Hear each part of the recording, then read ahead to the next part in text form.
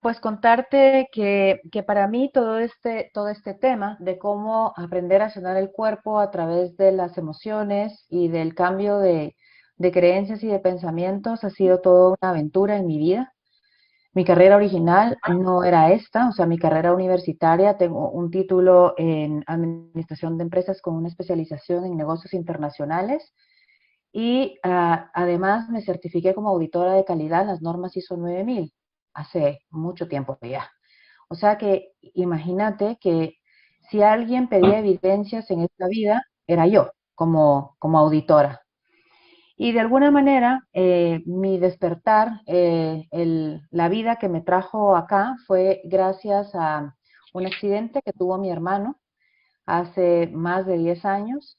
Él es el único hermano que tengo, es mi hermano menor, y tuvo un accidente manejando carro y queda parapléjico. Y fue muy curioso que él estuvo varios meses hospitalizado y cuando estaba entre la vida y la muerte en el hospital, mi mamá y yo una tarde escuchamos a los neurocirujanos que lo estaban tratando decir que no entendían cómo él había quedado parapléjico y no cuadrapléjico, porque el corte en la médula había sido muy alto a nivel de las cervicales. Es decir, tendría que tener desconectado todo el cuerpo y no se lo pueden explicar y mi hermano nunca perdió el movimiento de brazos ni siquiera la motricidad fina. Hasta el día de hoy él sigue firmando como siempre. Y eso para mí fue como un quiebre en mi vida y me empecé a cuestionar, o sea que los doctores no lo saben todo, con todo el cariño y respeto para los doctores, o sea, pero Sí, sí claro. que empecé a investigar y empecé a tomar conciencia que hay un campo de infinitas posibilidades, como lo dice la física cuántica, y que nuestra medicina occidental es muy joven, tiene alrededor de unos 400 años por ahí. Medicinas que hoy le llamamos medicinas complementarias, como la medicina china, como muchas Ujú. ramas de la medicina oriental, la medicina china tiene más de 5.000 años, se han dedicado a tratar, a estudiar y a tratar al ser humano como un ser holístico, como una unicidad, no como ente separado, mente por un lado, cuerpo por el otro lado, emociones por otro lado, y mejor si no las sentimos, porque estorban un poco, las incómodas. Así Ujú. que bueno, ese fue como mi despertar y ese fue el inicio de la aventura que yo pensé que iba a ser para ayudar a mi hermano y fíjate que al final resultó siendo sanación para mí. Y bueno, ahora tengo ya más de 10 años de estar en este caminar, así que ha sido una experiencia muy intensa y muy, muy bonita. Me gustaría comenzar con una frase de Krishnamurti, un maestro hindú, que él decía, el mundo externo está contenido en ti. Y si sabes mirar y aprender, la puerta estará allí y la llave estará en tu mano. Y a mí esta frase me gusta mucho porque para mí la puerta que está allí, que siempre está allí, es ese umbral que es la entrada a nuestro inconsciente. Y las llaves que tenemos en nuestras manos son los aprendizajes, las técnicas, las herramientas que podemos adquirir para aprender a abrir esa puerta y entrar a ese ámbito misterioso pero maravilloso que es nuestro inconsciente, porque toda la información de nuestra biografía, de la biografía de nuestros ancestros, también está allí en nuestro inconsciente. Y esto quiere decir que para poder sanarnos, vamos a partir de una premisa, que nuestro mundo interior y nuestro mundo exterior son un espejo uno del otro. Se están reflejando constantemente y se van a modificar según nuestro estado de conciencia. ¿Esto qué quiere decir?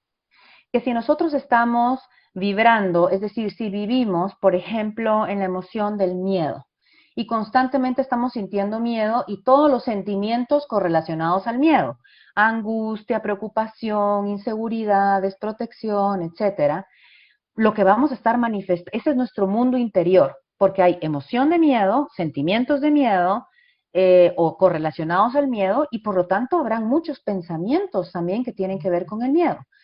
Y eso es lo que vamos a estar creando en nuestra realidad exterior. Vamos a estar imaginando o creando o co-creando realmente situaciones de peligro real o de peligro simbólico.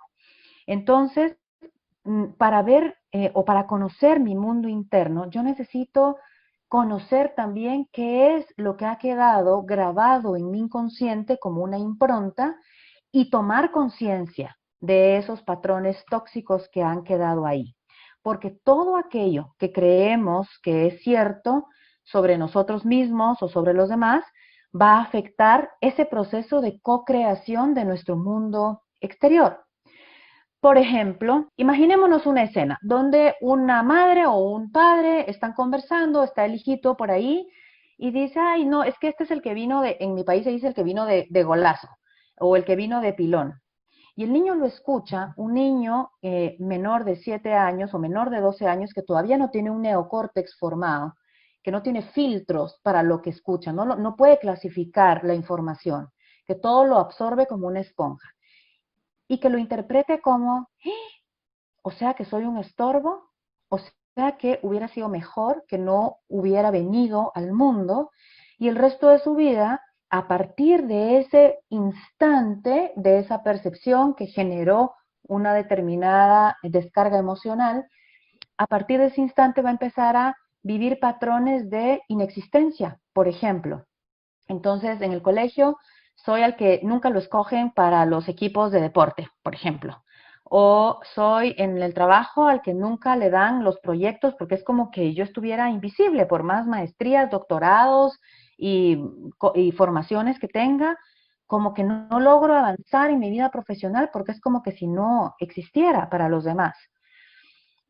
O este tema de el dinero no crece en los árboles. Entonces imagínate un niño que empieza a crecer con estas ideas de el dinero no crece en los árboles, o sea, el dinero no se da fácilmente. A mí me dio mucha gracia que una vez trabajando con una persona, él me decía, a mí siempre me chocó esa frase, porque para mí el dinero crecía en los árboles. Mi familia era dueña de una finca, una hacienda de productora de café, y a nosotros en las vacaciones nos mandaban como un trabajo con los chicos, con los primos, a cortar café. Y luego nos pagaban por el café que hubiéramos recolectado. Entonces, para mí, el dinero crecía en los árboles, me decía. Y claro, una persona muy exitosa económicamente y muy abundante en su vida, porque él no tenía esa etiqueta de el dinero no crece en los árboles, al contrario de lo que quizás otros hemos escuchado, y que entonces vamos por la vida sufriendo esa escasez porque tenemos una creencia que ha provocado determinadas o que hemos visto que en nuestra familia ha generado determinadas emociones que nos hace repetir el mismo patrón de escasez. Como consecuencia me siento no merecedor, me siento que la vida es difícil o que conseguir dinero es difícil o que es mejor o que sería mejor si yo no existiera. Eh, otro ejemplo, por ejemplo, es una persona que toda su vida le dijeron no puedes descansar porque descansar es de haraganes o de flojos, dicen, creo allá. Y claro, si eso yo veo que me lo dicen con un lenguaje corporal de rechazo, de menosprecio, de negatividad, yo lo que menos quiero es ser rechazado en mi clan, en mi manada, por ser un flojo. Por lo tanto, necesito estar haciendo cosas. Y hoy en su vida adulta es un workaholic. No sabe parar, no se da permiso de parar, no puede parar hasta el punto de enfermar o hasta el punto de perder relaciones, familia, etcétera. Porque, ¿cómo va a parar? Porque parar es ser un haragán o es ser un flojo y ser un flojo en nuestra familia no está bien visto.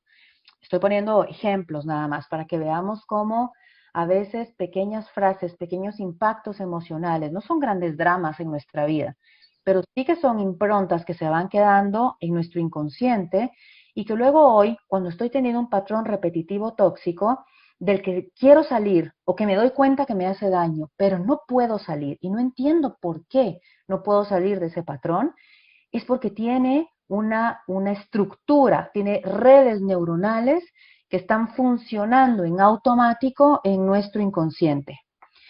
Entonces, ¿cuál sería la clave para cambiar nuestro mundo exterior? Si hemos dicho que nuestro mundo exterior es un reflejo, un espejo de nuestro mundo interior. La clave es empezar a cambiar nuestro estado de conciencia interior para modificar simultáneamente esa realidad interior en mí o lo que está haciendo esa realidad interior en mí que se está proyectando como lo que yo llamo mi realidad, mi vida, mi realidad, mi mundo exterior. ¿Y qué implica ese cambio de conciencia? Pues va a implicar un cambio en el ser, en el observador que estoy siendo. Va a implicar un cambio en mis pensamientos. Y ojo, porque mis pensamientos yo no los pienso, mis pensamientos me piensan. Los Wow. pensamientos nos surgen automática y espontáneamente, o sea, ni siquiera nos damos cuenta cuando empezamos a pensar. Y tampoco somos conscientes del espacio que hay entre un pensamiento y otro, porque en algunos más, en algunos menos, los pensamientos vienen así como a borbotones. Entonces, en realidad, no siempre estamos en control de nuestros pensamientos. Nuestros pensamientos nos piensan. Y esos pensamientos que nos piensan, en base a nuestras percepciones y nuestras interpretaciones, están eh, instantáneamente disparando diversos estados emocionales.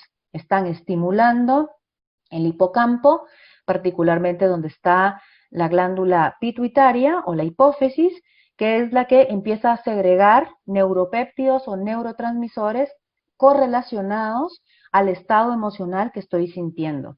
Y todos estos químicos, estos hormonas, empiezan a circular en el torrente sanguíneo, alterando inmediatamente el funcionamiento de mi fisiología. ¿Lo noto siempre? No. Lo puedo notar cuando el impacto emocional de lo que estoy sintiendo y de lo que estoy viviendo y de lo que estoy pensando es muy grande. Ahí sí que lo puedo notar. En positivo, llamémosle así entre comillas, o en negativo, ya sea una sensación agradable o una felicidad extrema, yo la puedo sentir en todo mi cuerpo. Y también un peligro, una sensación de amenaza, inmediatamente la voy a sentir en mi cuerpo porque se disparan todos los neurotransmisores relacionados y las hormonas relacionadas al estrés, la adrenalina, noradrenalina y cortisol, por ejemplo. Entonces voy a sentir que mi respiración es entrecortada, que mis palpitaciones se aceleran y hay todo un cambio en mis órganos, en el funcionamiento de mis órganos y en mi fisiología. Este cambio de conciencia entonces va a implicar también no solo este cambio de emociones que estoy sosteniendo, sino que también un cambio de decisiones en las acciones que estoy ejecutando en mi vida. ¿Para qué? Para tener como consecuencia resultados diferentes. Cuando hablo de cambiar ese estado de conciencia, quiere decir aprender a desapegarnos de nuestras historias. Nuestras historias es ese como monólogo interior que nos estamos contando y repitiendo constantemente. Y desapegarnos de esa historia quiere decir como si pudiéramos imaginarnos dar un paso mental hacia atrás, salirnos de dejar de ser los protagonistas de esa historia o de esa serie que llamamos mi vida y entrar en un espacio de no juicio, de no culpa, de no bueno, no malo, no correcto, no incorrecto. El poeta William Blake le llamaba el espacio o el estado de la inocencia organizada. ¿Y por qué inocencia? Precisamente porque no hay juicio, porque es un estado de conciencia pura, un estado de presencia con nuestra esencia más prístina. ¿Para qué? Para que podamos empezar a observar que todo esto que nos estamos contando constantemente no es más que una historia. Y con esto no quiero demeritar lo que cada quien sienta. Por supuesto que es importante, pero que comprendamos que eso que yo estoy viviendo hoy, esa dificultad que yo estoy viviendo hoy, esa injusticia que yo estoy sintiendo que vivo hoy, o esta enfermedad que yo estoy padeciendo hoy. No es porque, ay, porque qué difícil es la vida o porque qué injusta es la vida, sino es porque hay un gap, hay una brecha entre mis deseos, mis anhelos internos, entre mis metas, mis ambiciones internas. Por ejemplo, quiero una ambición mía o un anhelo mío es tener buena salud, pero resulta que mi cuerpo está lleno de síntomas.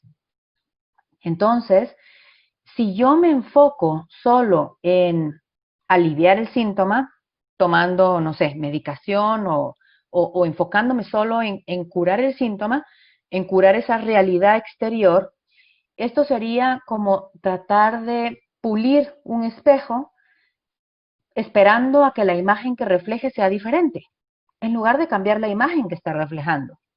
Entonces, claro, está bien tener el espejo pulido, pero antes de estar desgastándonos puliendo el espejo, vamos a cuestionarnos un poquito cuál es esa imagen que nosotros estamos proyectando en ese espejo, ¿no? Para poderla cambiar, porque ahí sí que tenemos el poder, totalmente el poder de acción.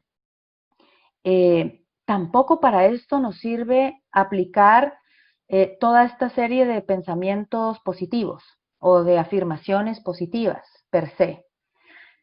Todo esto que lo hacemos mucho trabajando solo a nivel consciente, no nos sirve porque esto es como, no nos sirve per se. No estoy diciendo que no sea buena la técnica, pero solamente hacer eso no nos sirve porque esto sería como echar gotitas de agua limpia en un pozo de agua mental, emocional que está sucia, porque, y que todos traemos dentro de nosotros un como pocito de agua mental, emocional, sucia, con nuestras propias heridas, con nuestras propias experiencias dolorosas del pasado. Y claro, cuando yo echo estas gotitas de agua limpia en ese pozo emocional, obviamente se ensucia. Entonces, ¿qué hago para limpiar ese pozo? Lo primero que tengo que hacer es drenar el agua sucia. ¿Y cómo hago para drenar el agua sucia? Bueno, tengo que descubrir cuál es la historia que se esconde detrás de la historia que yo me estoy contando constantemente.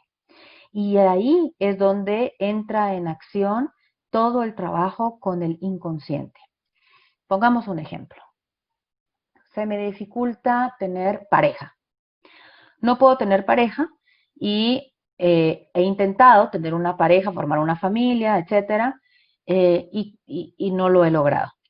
Y entonces la historia que yo me empiezo a contar es que yo no puedo tener pareja porque todos los hombres o las mujeres son infieles, o porque las parejas que me consigo le huyen al compromiso, o porque no soy suficientemente buena o bonita o inteligente o en masculino. Y esa es como la tabla de una mesa. Imaginémonos, esa es la primera historia es mi monólogo interno que yo me repito constantemente y es la tabla de una mesa. Pero esa no es la verdadera historia que me genera dolor. Claro que me genera dolor, pero abajo de la tabla de la mesa, para que sea una mesa, tiene que tener patas que la sustenten. Y esas patas son los hechos o las experiencias que yo he vivido en mi vida que me han generado heridas que hoy me llevan a decir que tener pareja es imposible para mí. Entonces, vamos a entrar a investigar qué son esas heridas, cuáles son las patas de esa mesa que están sustentando esa historia de yo no puedo tener pareja. Y resulta que cuando yo estaba en el vientre de mamá, mamá descubre que papá le fue infiel y viven ellos una separación. Y yo desde el vientre materno ya estoy percibiendo a través de mamá, químicamente estoy absorbiendo a través de mamá neuropéptidos relacionados a las emociones de mamá. Si mamá está triste o enojada o está frustrada o se siente traicionada mientras yo estoy en su panza, Hay un neuropéptido para cada uno de esos sentimientos o cada una de esas emociones que están circulando en su torrente sanguíneo. Y claro, yo me alimento en esa época de mi vida totalmente de mamá, por la sangre de mamá que llega a mí a través de la placenta al cordón umbilical. Entonces yo ya me estoy alimentando, si lo pudiéramos llamar así, de moléculas de traición.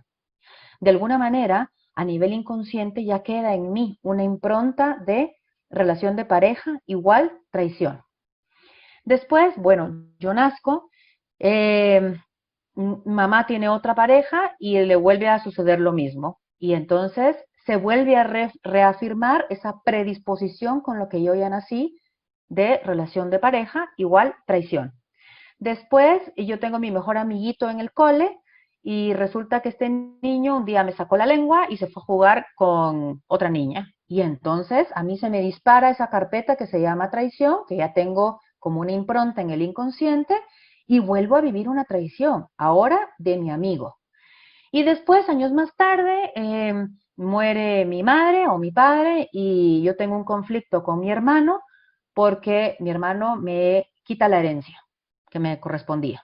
Otra vez vuelvo a vivir un hecho de traición y todos esos hechos con el respectivo simbolismo que yo le he colocado, que es traición, y a su vez con las emociones que le acompañan, que serán diferentes para cada quien, en algunos será tristeza, en algunos será ira, en algunos será asco, en algunos será desprecio, en algunos será impotencia, lo que sea. Esas son las heridas y eso es lo que hay que atender, porque cuando colapsan las patas de la mesa, la tabla se cae, la historia primera se cae. Cuando yo sano esas heridas, cuando atiendo todo eso que ha quedado grabado en mi inconsciente, eh, la primera historia que me he contado de es imposible para mí tener pareja, no existe más, no deja de tener valor. ¿Se entiende esto? Entonces es importante que aprendamos o que sepamos que todo conflicto emocional puede generar un síntoma en el cuerpo, porque mente, emoción y cuerpo forman un mismo campo, forman una misma unidad, no están separados como lo hemos interpretado y creído desde hace varios siglos. Por eso, para descubrir cuál es esa historia que se esconde detrás de mi historia que me cuento conscientemente, constantemente, una de las mejores herramientas que tenemos es nuestro propio cuerpo.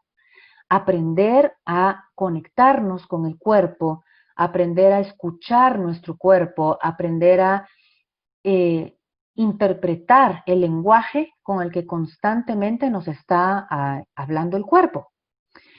Y fíjense que esto rara vez nos enseñan a hacerlo, porque a su vez a nuestros padres y a nuestros abuelos y así sucesivamente tampoco les enseñaron a hacerlo. Y nosotros, ¿para qué usamos el cuerpo? En general usamos el cuerpo para transportar la cabeza, porque creemos que todo lo importante está aquí, ¿no? O sea, nuestra capacidad de pensar, de razonar, tal. Y olvidamos que hay millones de células debajo de esto, debajo de nuestra cabeza, que son sumamente inteligentes y sumamente poderosas porque son capaces de adaptarse, son capaces de ser flexibles, son capaces de coordinar millones de funciones biológicas en segundos para que nosotros sobrevivamos. Y esa es una inteligencia que es innegable. No hay una ciencia que ha podido definir cómo es que funciona esa vasta inteligencia que es nuestro cuerpo. Y nuestro cuerpo, a su vez, es la pantalla en donde se despliega nuestro inconsciente. ¿Por qué? Porque nuestro cuerpo lo está manejando constantemente nuestro inconsciente a través de nuestro sistema nervioso autónomo. Nuestro inconsciente está regulando frecuencia cardíaca, presión arterial, el intercambio de oxígeno con dióxido de carbono, nivel de azúcar en sangre. Todas estas son reacciones y acciones involuntarias sobre las que nosotros no tenemos control, nosotros somos sapiens que creemos que controlamos el mundo, sobre esas acciones no tenemos control y están siendo gobernadas por nuestro inconsciente. Por lo tanto, cuando un impacto emocional que sobrepasa mis umbrales de tolerancia al estrés y que dispara estos neuropéptidos correlacionados con cada emoción fuerte, alteran ese funcionamiento de mi fisiología.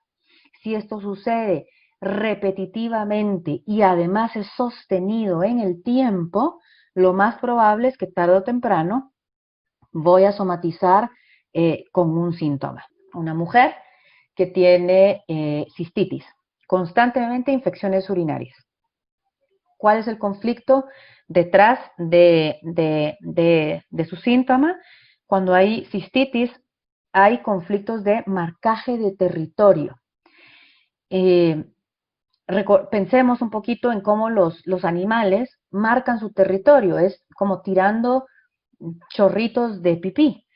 Y nuestro inconsciente biológico funciona así, como funciona el mismo cerebro reptiliano, el mismo cerebro mamífero de los mamíferos. Entonces, ¿cuál es la problemática de territorio que vive esta mujer? Es su marido que constantemente le agarra el celular para revisárselo. Porque bueno, hay una temática ahí de desconfianza, celos, no sé qué. Pero cada vez que ella se da cuenta o que ella se entera que el marido le ha agarrado el celular para revisárselo, ella lo percibe, lo interpreta como una invasión en mi territorio. Y 2 o 3 días después, con sus respectivas estados emocionales, entre impotencia, entre ira, etcétera. Y 2 o 3 días después está somatizando con una cistitis. Necesito marcar mi territorio. Claro que no se va a ir a hacer pipí sobre su celular, pues, pero porque eso lo haría un perrito. Pero como nosotros somos Homo sapiens, entonces generamos un síntoma. Otro ejemplo bastante común son las temáticas de piel, por ejemplo. Todo lo que tiene que ver con piel. La piel es lo que me permite sentir la caricia, sentir el contacto del otro o la ausencia de contacto del otro. Entonces, las temáticas de piel detrás esconden conflictos de falta de contacto. Me hace falta el contacto de mi padre que murió, por ejemplo, y entonces desarrollo una urticaria en el brazo izquierdo. O tengo un exceso de contacto. Yo duermo del lado derecho de la cama, del lado izquierdo, perdón, de la cama, es decir, en mi lado derecho duerme mi marido y resulta que yo ya no muy quiero estar con mi marido, pero no me atrevo a decírselo. ¿Y qué empiezo a desarrollar? Todo un tema de piel del lado derecho, porque es una respuesta muy coherente de mi cuerpo para que mi marido se mantenga alejado de ese lado, porque yo no quiero sentir su contacto. Hay un exceso de contacto de mi marido en mi piel. Entonces, es súper importante que podamos aprender a tomar conciencia de nuestro cuerpo, de sus códigos, de su lenguaje. Y toda experiencia que vivimos conlleva un componente físico. Cuando tengo una experiencia, ya sea agradable o desagradable, las células de mi corazón, las células hepáticas, las células pulmonares, le van a estar acompañando porque van a estar cambiando su funcionamiento en función, valga la redundancia, de la emoción que me está provocando esa determinada experiencia. Por lo tanto, para sanar el cuerpo, hay que descubrir qué patrones tóxicos estoy almacenando en mi inconsciente. Vuelvo a repetir, la ausencia de armonía o de coherencia entre mente, emoción y acción se manifiesta en un malestar, en un síntoma físico o en una enfermedad en general. Y además, cuando tengo estas heridas, esas patas de la mesa de las que hablábamos hace un ratito, normalmente nosotros, ¿qué buscamos hacer o qué hacemos cuando nos cortamos un dedo, por ejemplo, cuando tenemos una herida física? En general hacemos dos cosas. Uno, o la tapamos le ponemos una bandita, o así, porque la queremos proteger, no queremos Cubrir. que nadie llegue a tocar esa herida, o la queremos aliviar, la queremos anestesiar.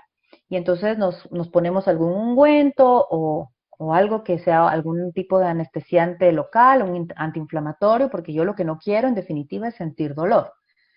Y lo mismo, haciendo esta analogía, hacemos con nuestras heridas emocionales. Entonces, ¿qué mecanismos de compensación se llaman? Podemos tener para nuestras heridas emocionales. Por ejemplo, mantener estados de rabia, de enojo, de enfado constantemente es una manera de proteger mi herida, porque ¿quién quiere estar cerca de una persona que está siempre enojada? Entonces, inconscientemente, yo sí sé que estoy herida y no quiero a nadie muy cerca de mí porque me pueden llegar a tocar mi herida, inconscientemente desarrollo un estado de ánimo de enojo constante. Y eso hace que la gente se aleje de mí o de tristeza, por ejemplo. Y estoy somatizando depresiones, porque cuando estoy en tristeza, la tristeza me invita a recogerme, a aislarme, a estar en contacto conmigo mismo. Otra manera de proteger la herida, por ejemplo, es si tengo una herida en el no merecimiento, una manera de proteger esa herida es hacer mucho dinero, porque es una manera de aparentar que no tengo esa herida de no merecimiento. Y seguramente ese hacer mucho dinero, de todas formas, nunca va a ser suficiente, porque nunca va a haber suficiente dinero en el mundo que vaya a lograr sanar el dolor que yo estoy sintiendo, consciente o inconscientemente, por esa herida de no merecimiento. A ver, las neuronas son células que están en nuestro cerebro, hay neuronas también en nuestro corazón y hay un tipo de neuronas también en nuestros intestinos. Y los neuropéptidos van a estar estimulando, eh, como activando o no determinadas redes neuronales con la información que lleva esa emoción. Entonces, supongamos este caso de no merecimiento. No soy merecedor. Soy hijo de pilón y por lo tanto no debía haber venido al mundo, por lo tanto no soy merecedor de la vida y yo lo somatizo y me siento, no sé, triste o me siento rechazado o me siento frustrado. Entonces esas emociones o esos sentimientos van a empezar a estimular determinadas neuronas que van a ser redes neuronales que van a formar una carpeta. Lo estoy poniendo todo en lenguaje muy como de trocitos uno, como para hacerlo muy coloquial. Van a formar entonces redes neuronales que se van a almacenar en una carpeta que se va a llamar no merecimiento. Y y esas neuronas como están conectadas y se están activando y estimulando constantemente juntas, van a crear un patrón, van a crear un hábito inconsciente probablemente de no merecimiento. Y entonces yo voy a tener dos opciones o posibilidades en mi vida.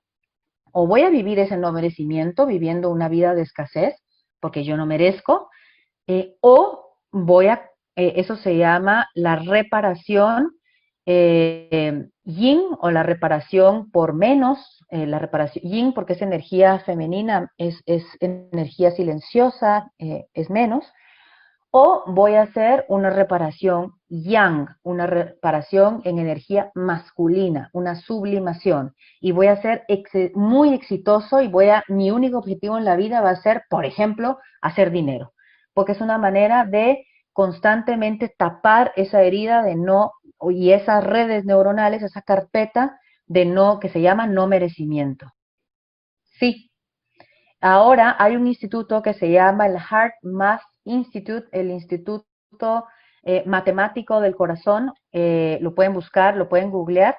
Es un instituto al que se pueden igual inscribir.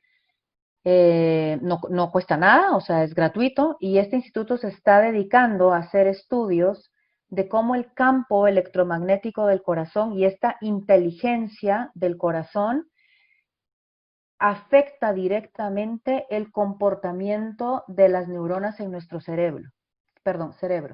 Inclusive, dicen que cuando hay una coherencia en nuestra frecuencia cardíaca, y esto quiere decir que hay una coherencia en las emociones que estamos sintiendo, o sea que estamos sintiendo y experimentando emociones elevadas como la gratitud, como la inspiración, como el gozo, la bondad, etcétera, el corazón, eh, ah, él solito como que hace que la frecuencia cardíaca sea más armoniosa.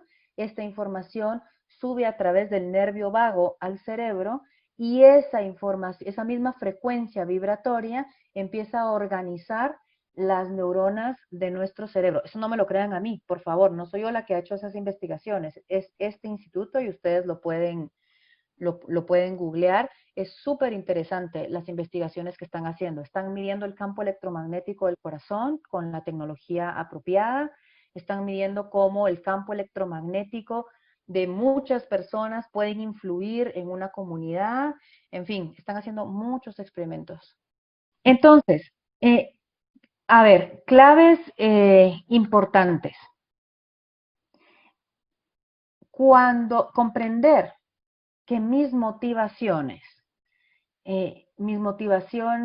ocultas que proceden de mis heridas o de lo que algunos autores le llaman el ego, generalmente surgen, es decir, surgen estas motivaciones de nuestras adicciones a tener el control sobre las situaciones, sobre los otros, sobre las cosas, a tener seguridad, a tener certeza, a obtener reconocimiento, y por ahí tiene que ver lo del no merecimiento. Si yo tengo una herida de no merecimiento, yo lo que estoy buscando constantemente es el reconocimiento y la aprobación y la aceptación. Eh, y, y esto, en definitiva, nunca va a ser suficiente lo que yo haga o lo que yo diga para obtener ese reconocimiento o esa aceptación o esa aprobación, porque siempre voy a estar necesitando más de ello, porque la herida no está sanada. Entonces, lo primero es tomar conciencia que tengo una herida e identificar qué tipo de herida es. Segundo es empezarme a cuestionar mis creencias sobre ese no merecimiento o sobre ese rechazo o sobre esa injusticia o sobre esa traición, sobre la herida la que cada quien tenga. Y comprender que estas heridas vienen de nuestro condicionamiento. Y nosotros, desde que tenemos 2 o 3 años, este condicionamiento ya se empieza a convertir en un rasgo dominante de nuestra vida. ¿Por qué? Porque ese condicionamiento lo hacemos por imitación, observando todas las pautas conductuales de mamá, papá, todo lo que hablan, cómo se comportan, cómo se relacionan uno con el otro, con los demás, conmigo, qué es lo que me dicen, y este condicionamiento se va a desarrollar a su vez en patrones tóxicos o no tóxicos, depende en qué ambiente estoy viviendo, a lo largo de mi vida. Y seguramente hoy, en mi vida adulta, voy a estar repitiendo eh, patrones que aprendí desde pequeño. Por ejemplo, cuando era chiquito o chiquita y me sentía triste, hacía una pataleta, lloraba, pataleaba en el piso, hacía un berrinche. Hoy, a mis 40, 50, 60 años, quizás ya no me tiro en el piso a hacer un berrinche. Hoy lo que hago es me como un bote entero de helado, que es una manera de hacer un berrinche, es una manera de evadir o de tapar o de rechazar ese estado emocional. Me gasto todo mi dinero en apuestas, o enfermarse también es una manera de hacer un berrinche, de llamar la atención, por ejemplo. Entonces, nuestros condicionamientos de pequeños en la vida adulta se pueden volver nuestras adicciones. Y cuando hablo de adicciones no me estoy refiriendo solo a la adicción a sustancias, por ejemplo, que es una manera de aliviar la herida. Para no sentirla, drogas, alcohol, sexo, trabajo, juego, compras, todo lo que haga que se disparen momentáneamente las hormonas del placer, las endorfinas, etcétera, la dopamina, eso va a aliviar el dolor consciente o inconsciente, que estoy sintiendo de una herida. Una enfermedad, por ejemplo, también es una manera de proteger una herida. Si yo me creo no merecimiento del amor de pareja, por ejemplo, y tengo una pareja, eh, tarde o temprano, si sigue esa herida activa en mí, voy a desarrollar una infección vaginal, porque es más fácil para mí decirle a mi pareja, no podemos intimar porque tengo una infección vaginal, a decirle, en realidad, yo no quiero tener más intimidad contigo, porque en el fondo ni yo me he dado cuenta que siento que no merezco intimar con alguien porque yo no merezco tener una pareja, por siguiendo el ejemplo de la pareja que poníamos antes. O en el tema de no merecimiento. Es para mí más fácil no tener dinero a decir, no merezco tener dinero para mi inconsciente. Es más fácil repetir no tener dinero a tomar conciencia de no tengo dinero porque mi venida al mundo, por ejemplo, vino a desbalancear la economía de mis padres, o les vino a generar sufrimiento mi venida al mundo porque fue el hijo de Pilón, o porque soy un hijo fuera de matrimonio y mi venida al mundo hizo que desheredaran a mi padre, porque mis abuelos rechazaron el que yo fuera un hijo fuera de matrimonio. Es decir, para cualquier herida, para cualquiera, no solo para la de no merecimiento, tenemos que investigar el origen de esa herida, de dónde surge esa herida. Porque yo puedo tener heridas de no merecimiento porque en mi vida pasaron determinadas circunstancias que van a ser diametralmente diferentes a las circunstancias que vivió Oscar. Sin embargo, él hizo un engrama de no merecimiento al igual que yo, aunque hayamos vivido vidas totalmente diferentes. Es decir, no todas, así como situaciones iguales o similares, van a disparar diferentes heridas en las personas. ¿Por qué? Porque todo depende de cómo nosotros hemos percibido eso que estamos observando, eso que estamos eh, recibiendo como información de nuestro mundo exterior a nuestro mundo interior. ¿Cómo recibimos esa información? A través de nuestros filtros biológicos, que son nuestros 5 sentidos, que son los únicos que conectan mi mundo interior con el mundo exterior. Entonces, si yo ya he descubierto que tengo una herida de no merecimiento de cualquier cosa, voy a empezar por detectar cuál es la emoción que me genera esa herida. ¿Es tristeza? ¿Es ira? ¿Es cólera? ¿Es rabia? ¿Es impotencia? ¿Es frustración? ¿Qué es? Y a esa emoción me la voy a dejar sentir en mi cuerpo. ¿Cómo yo sé que una emoción es tristeza o que es enojo o que es lo que sea? Por la sensación que me produce en mi cuerpo.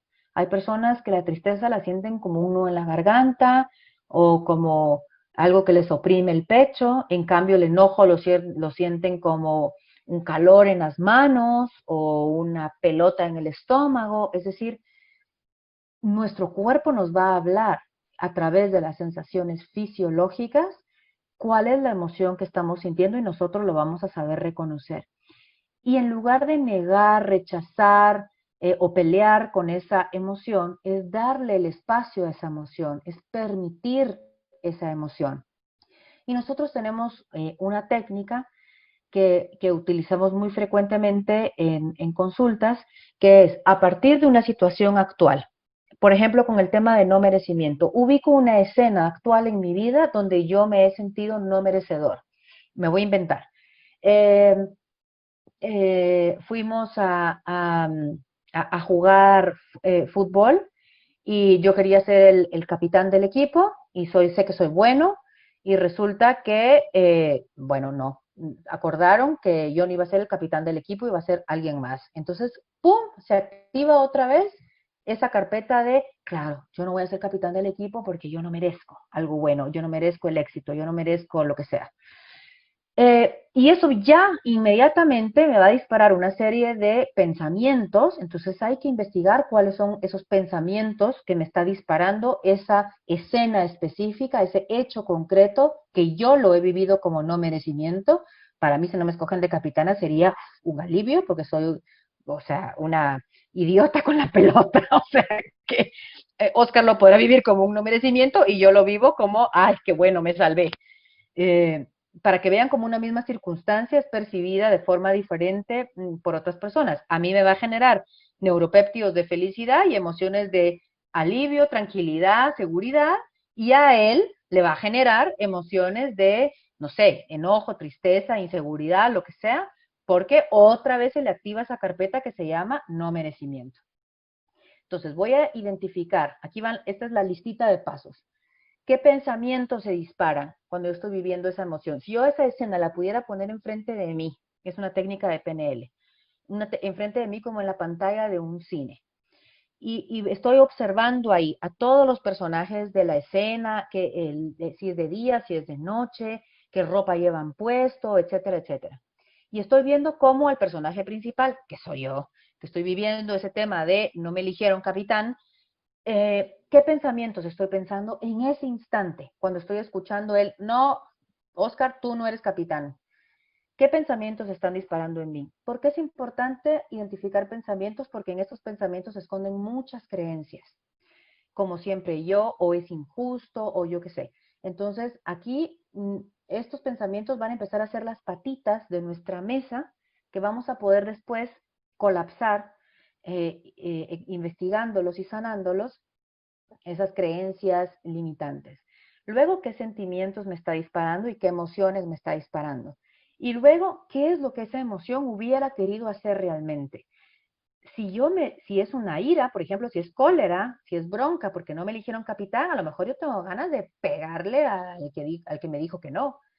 Claro, no lo voy a hacer porque una persona educada, porque un hombre correcto, porque un montón de explicaciones y justificaciones que hemos aprendido además, eh, no lo hacemos. Pero ustedes vean el Discovery Channel, la vida en la manada no es así. Cuando un león se enoja con el otro, no está pensando, ay, pobrecito, no le voy a morder porque mi mami me dijo que un buen leoncito no muerde en la yugular. O sea, el león se lanza y esa es una parte instintiva que está en nosotros. Esto no quiere decir que yo ahora a partir de mañana voy a empezar a dar de mordidas y de patadas a todo el mundo, solo que voy a empezar a reconocer que la emoción es un impulso para la acción y que me está invitando a hacer algo que yo normalmente reprimo. Y como no quiero ser un psicópata y no quiero estar fuera de la sociedad, voy a aprender herramientas y estrategias para canalizar esa sobreenergía que me da la emoción para después poder tomar acciones que sean ecológicas, sanas para mí, para los que me rodean, y que pueda aprender a poner límites, aprender a decir que no cuando quiero decir que no, y sí cuando quiero decir que sí, aprender a decir lo que me parece o no me parece, pero no desde el dolor, desde la herida, sino desde mi centro, desde mi autoestima, desde mi seguridad interior. Luego que he identificado y reconocer qué es lo que esta emoción hubiera querido hacer. Ay, bueno, yo hubiera querido matar al tipo que me dijo que no voy a ir a capitán. Bueno, pues en mi mente lo voy a matar. Voy a hacer un pequeño ejercicio donde me imagino golpeándolo para darle canalizar. El cuerpo necesita sacar esa sobreenergía, esa emoción de alguna forma. Si lo hago mentalmente, no le estoy haciendo daño a nadie y para mi inconsciente no reconoce real de virtual. Entonces, si lo estoy haciendo virtualmente en mi mente, es como si lo estuviera haciendo realmente.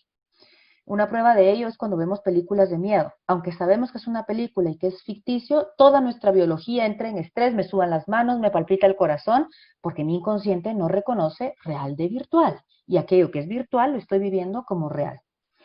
Y por último me voy a preguntar, ¿de dónde viene esto? Esto de sentirme no merecedor porque no me escogieron capitán del equipo de fútbol no viene de ahorita, de hoy, cuando tengo 30 años. ¿De dónde viene? ¿Cuándo fue la primera vez en mi vida que yo realmente me sentí no merecedor?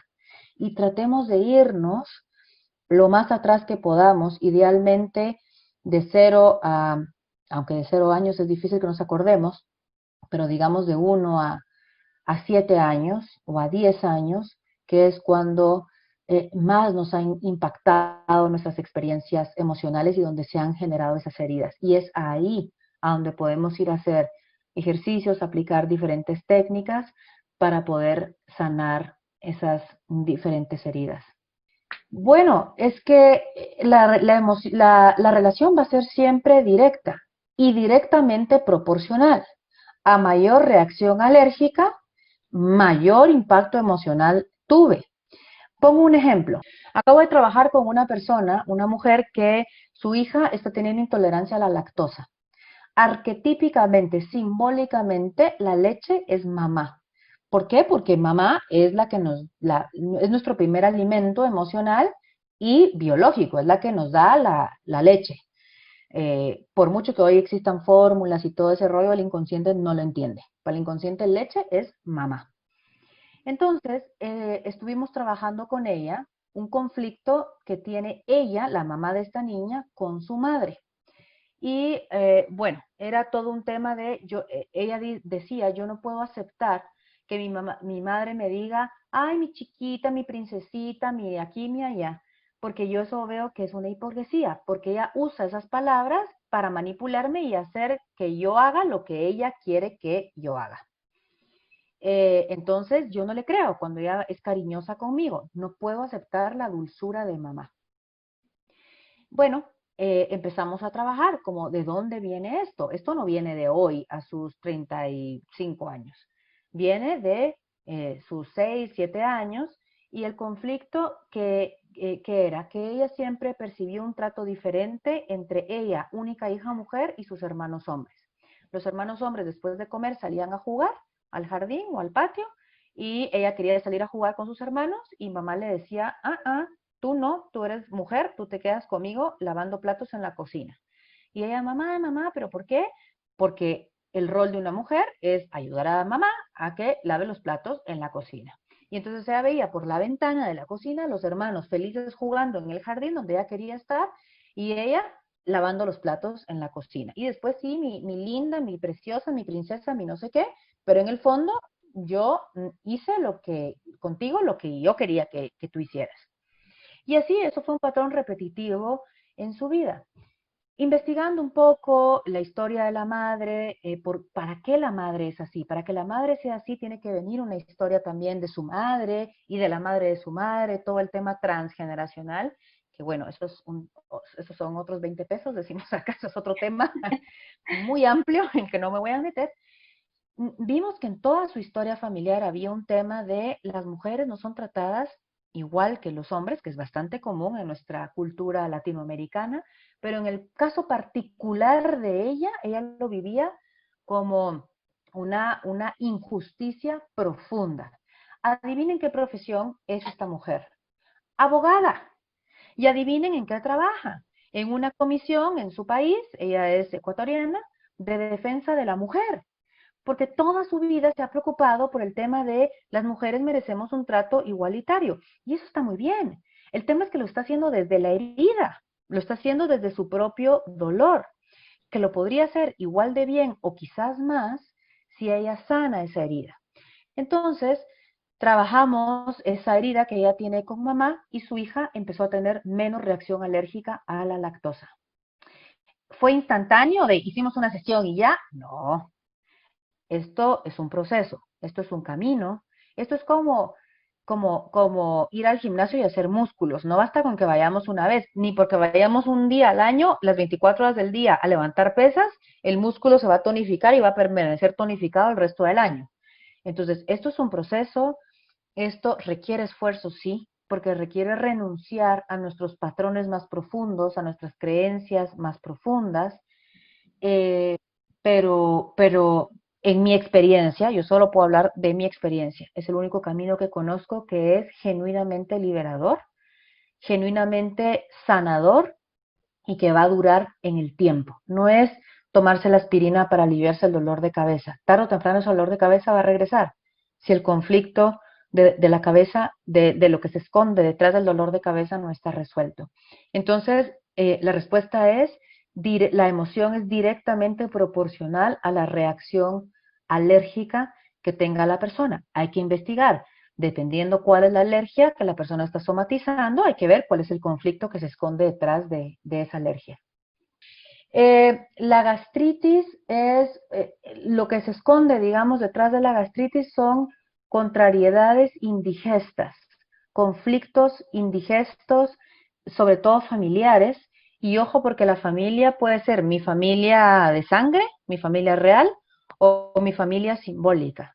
Y mi familia simbólica puede ser mis colegas de trabajo, se vuelven una segunda familia, o un grupo de amigos que yo los considero como casi mi familia. A veces dicen los amigos son la familia que nosotros elegimos, no la que nos tocó. Entonces, eh, si yo estoy viviendo contrariedades indigestas con esa familia y me estoy tragando esos bocados tóxicos,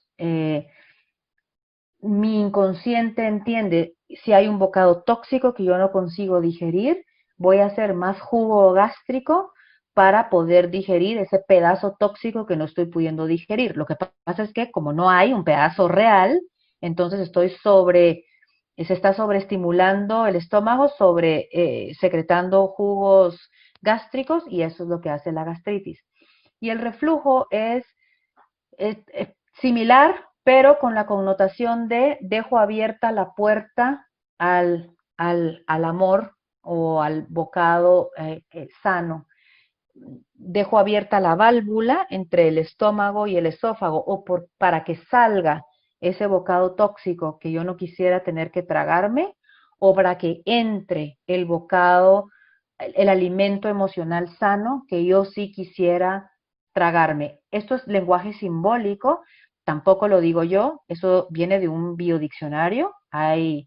Particularmente yo uso uno, se llama el libro azul de la descodificación biológica, y es de la editorial Kier, con K. Lo pueden googlear también. Es un biodiccionario muy completo porque está hecho por un médico que a su vez recopila las investigaciones que han hecho otros médicos. Entonces, son investigaciones que han hecho médicos que han estudiado cómo se correlaciona el conflicto simbólico desencadenado o manifestado en un síntoma físico.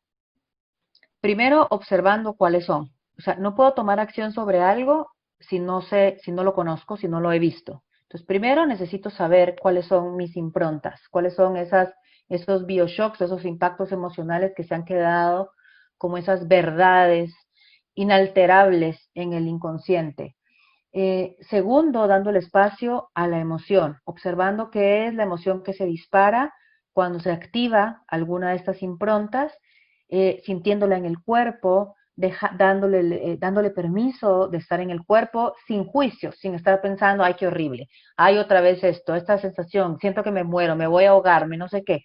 No va a pasar nada. El doctor David Hawkins es otra bibliografía que les recomiendo, tiene un libro que se llama Dejar ir. Él era un psiquiatra, pero que se dedicó a todo el estudio del impacto de las emociones en el cuerpo, de su propia experiencia. Él llegó a comer solo lechugas y zanahoria porque no podía, era intolerante a todo, y después se sanó de todo. Él llegó a descubrir que la vida de la emoción en el cuerpo humano tiene una duración aproximadamente de unos 26 minutos si la dejamos nosotros, si le damos el espacio, si la dejamos, nos dejamos sentirla, si no la estamos reprimiendo, si no estamos negándola, rechazándola, juzgándola, diciendo, ay, otra vez esto, pero si ya tantos años que trabajé con esto y otra vez vuelve a aparecer. La emoción es biológica. Así como los pensamientos nos piensan, las emociones nos surgen, o sea, no lo podemos controlar. Entonces, cuando le damos espacio a la emoción y cuando empezamos a preguntarnos de dónde viene esto, de dónde yo aprendí a sentirme triste, enojado, frustrado, impotente, eh, ahí, haciendo esa investigación, es cuando puedo hacer ese colapso de las patas de la mesa y puedo resignificar mis improntas. Y puedo tomar conciencia que cuando mamá me dijo, o cuando yo escuché ese comentario que yo era el hijo de Pilón, yo lo interpreté como hubiera sido mejor que no viniera, entonces tengo un conflicto de no existencia o de no merecimiento, y en cambio para mamá fuiste el hijo de Pilón, pero fuiste una bendición para nuestra vida, qué sé yo, y puedo resignificar eso. O aunque mamá lo haya dicho así, hubiera sido mejor si no estuvieras, hoy yo desde mi adulto, hoy en plena conciencia, puedo elegir cómo quiero vivir mi vida. Quiero seguir viviendo mi vida con este, sabiendo o pensando o siguiendo creyendo este tema de no merezco, o puedo empezar a pensar diferente, tal vez sí merezco, solo por el hecho de darme cuenta de esta impronta, tal vez sí merezco, tal vez sí merezco sanarme, tal vez sí merezco dedicarme a lo que realmente me gusta, tal vez sí merezco ganar dinero, en fin, o sea, es empezarme a plantear pensamientos diferentes, emociones diferentes, por lo tanto empezar a elegir de forma diferente y a tener acciones diferentes. Si todo esto yo no lo llevo a la acción y no empiezo a hacer cambios en mi vida concretos que ayuden a crear una nueva impronta, pero ahora funcional para mi vida, efectiva para mi vida, una nueva carpeta que en lugar de no merecimiento se llame tengo permiso de merecer, si yo no hago acciones en mi vida, si yo no empiezo a tomar conciencia de esos pensamientos saboteadores y en lugar de creérmelos y de darles más poder, empiezo a sustituirlos por otros, sanando, además haciendo todo este drenaje del pozo emocional actuando en coherencia con cómo yo quiero vivir mi vida, no va a servir de nada. Ninguna terapia, ni ninguna metodología, ni ningún libro, ni ninguna cosa. O sea, para mí, esa es mi opinión y no quiero que me crean, vivan la experiencia. Pasen a la acción siempre, no lo dejen como algo utópico de una charla bonita, un libro bonito, qué maravilloso sería, sí, sino, ok, ¿qué voy a empezar entonces a hacer diferente en mi vida para empezar a vivir esa vida que yo digo que quiero vivir? Mira, yo no puedo decir a qué emociones se atribuyen, porque como expliqué antes, qué emoción se va a disparar ante una misma circunstancia puede ser muy diferente para cada quien. Lo que sí puedo decirte, y no porque lo diga yo, porque lo dice un biodiccionario que está hecho por médicos, que es el que les acabo de comentar, que para mí esa es como mi Biblia sintomatológica. Los conflictos de fibromialgia son conflictos de doble contrariedad, del tipo quiero, pero no debo, o debo, pero no quiero.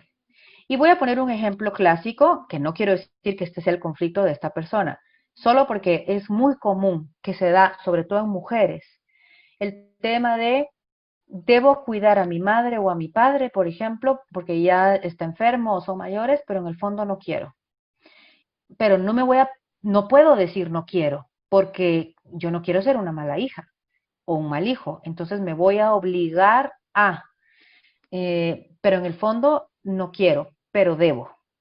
O al revés, que es lo mismo, no quiero estar con esta persona, con esta pareja, por ejemplo, pero debo, porque no me atrevo a separarme, porque qué va a ser de mis hijos, qué va a ser de mí, de qué vamos a vivir, si dependo económicamente de esta persona, por ejemplo, no lo sé. Entonces son conflictos de este tipo, de doble contrariedad.